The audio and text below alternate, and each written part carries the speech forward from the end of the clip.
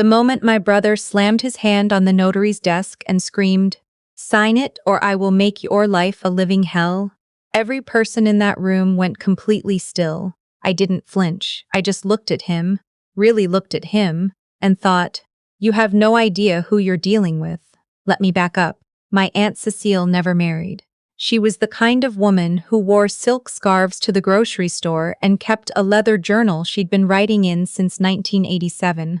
She lived alone in a 4-bedroom house in Connecticut that she'd paid off herself, worked 40 years as a hospital administrator, invested quietly and carefully, and never once asked anyone for anything. She was also the only person in my family who ever looked at me like I was worth something. Growing up, I was the overlooked one. My brother is 6 years older than me, loud in the way men who've never been told no tend to be loud. He married young.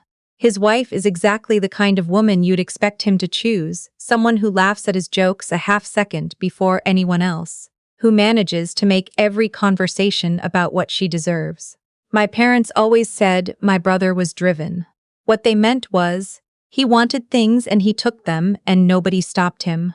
I left home at 18 on a partial scholarship to study accounting. I worked nights at a hotel front desk for 3 years. I didn't ask my parents for money because the one time I did. I was 19, I needed $400 for a textbook and a lab fee. My brother happened to be visiting and spent the next 4 years bringing it up at every family dinner, like I'd stolen something from him personally.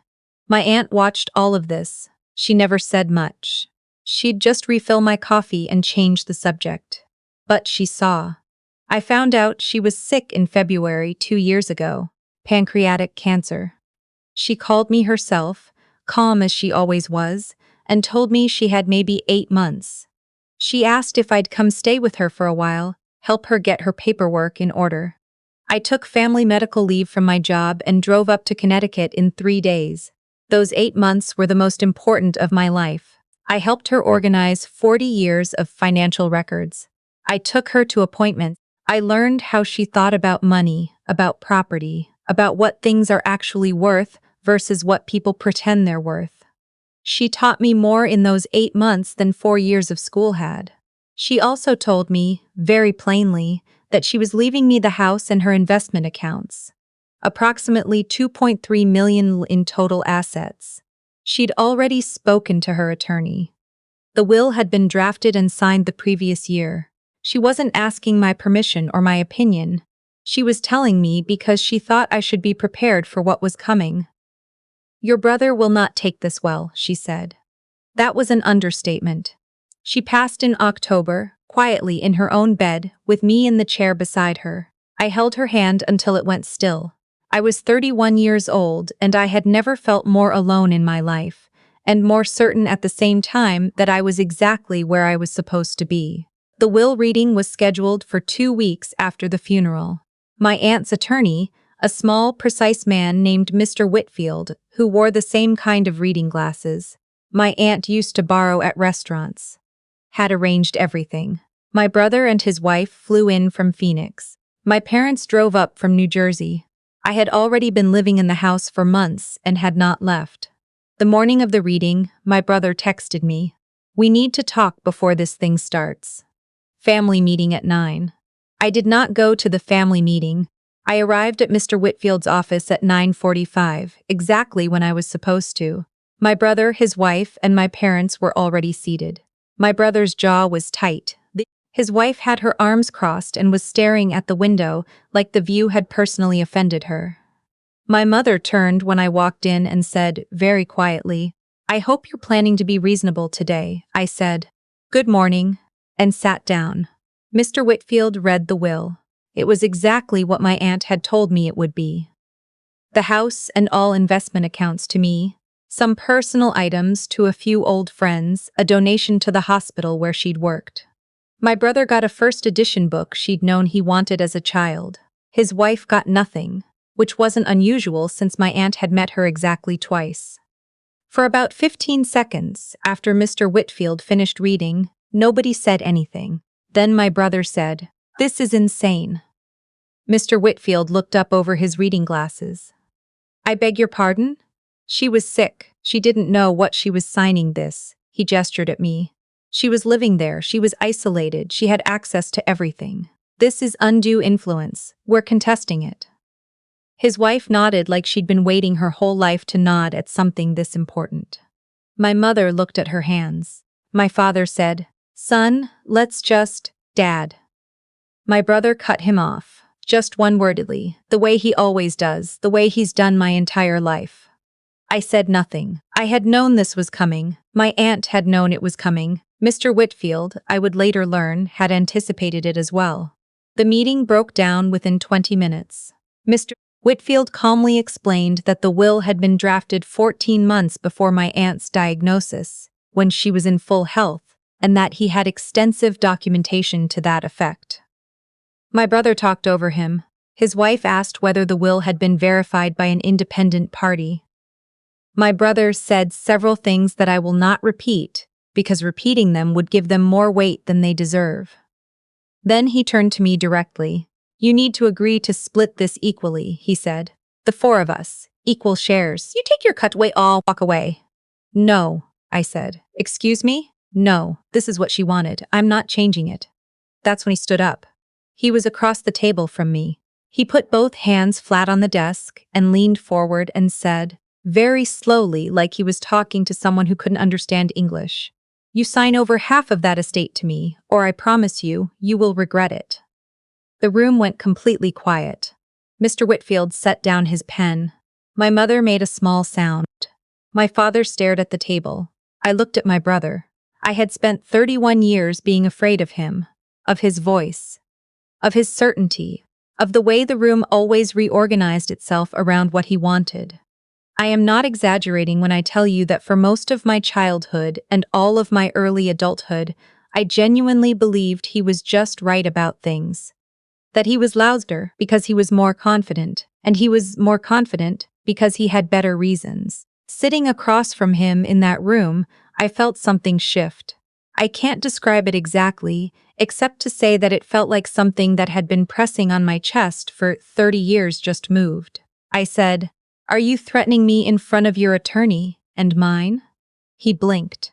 Whitfield cleared his throat softly and said, "I'd like to remind everyone present that this meeting is being recorded for documentation purposes, as all parties were informed at the outset."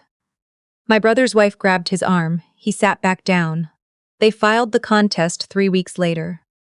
My brother hired an attorney in Hartford, expensive, aggressive, the kind of firm that sends 4 people to a deposition where one would do.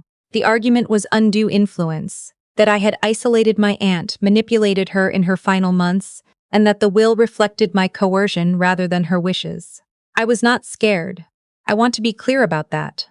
I had been scared of my brother my entire life, and I was not scared. What I was prepared. Because here is the thing my brother did not know. The thing he had never once bothered to find out about me in 31 years of being my brother. I am a forensic accountant. I have spent my entire career tracing money, finding inconsistencies, building paper trails that tell the real story underneath the story people want you to see. I know exactly how documentation works. I know exactly what evidence looks like and what it doesn't look like. And I had spent 8 months living with my aunt, helping her organize 40 years of records, which means I had completely legally, with her full knowledge and cooperation, a paper trail of her decision-making that was essentially airtight. I also had her journals. She'd left them to me specifically, noted in a separate letter attached to the will. 40 years of leather-bound journals, and in the last 2 years, detailed entries about her intention, her reasoning, her wishes, her frustration with my brother's financial requests over the years. He had asked her for money 4 times in the last decade, twice for amounts over $50,000, and her very deliberate choice to leave her estate to me, my attorney. A woman named Ms. Okafor, who I'd found through a colleague and who I would trust with my life, presented all of this in discovery, the journals, the financial records, letters my aunt had written to Mr. Whitfield. A recorded conversation my aunt had initiated herself with Mr. Whitfield present 14 months before her death in which she clearly and calmly stated her wishes and her reasons. My aunt had thought of everything. The contest collapsed before it reached trial. My brother's attorneys withdrew the undue influence claim in January. He filed a secondary claim about the house valuation that went nowhere. By March, it was over. I was sitting at the kitchen table in my aunt's house. My house, when Ms. Okafor called to tell me. It was raining. I had a cup of coffee in front of me and a stack of papers I'd been going through, and the call lasted maybe 4 minutes. When I hung up, I sat there for a while and didn't do anything. I thought about calling my parents. I didn't. My mother had texted me twice during the whole process, once to say she hoped I'd reconsider, and once to say she was praying for the family. My father hadn't contacted me at all. I had stopped expecting anything different. What I did not expect was my sister-in-law calling me 2 days later. She caught me off guard. I picked up without looking at the screen because I was in the middle of something. She didn't say hello. She said, "I want you to know that what you did is going to destroy this family, and I hope you're proud of yourself." I said, "I didn't contest a legal will that was written 14 months before the person who wrote it was even diagnosed." "Your husband did." She said some things after that. I let her finish. Then I said, "Please don't call this number again," and I ended the call. She called back twice. I did not pick up. Then she texted. I blocked the number. My brother sent one email 6 weeks later. It was long. It had the word fair in it 11 times. I counted because I am the kind of person who counts things. He talked about what he deserved, what our parents deserved, what my aunt would have wanted if she hadn't been manipulated. He didn't ask a single question about how I was doing. The entire email was about him. I read it once. I did not respond. I have not spoken to my brother since the day in Mr. Whitfield's office when he stood up and threatened me and then sat back down. I've thought a lot about what it means to keep something, not in the legal sense. I understand the legal sense, it's literally my profession, but in the human sense.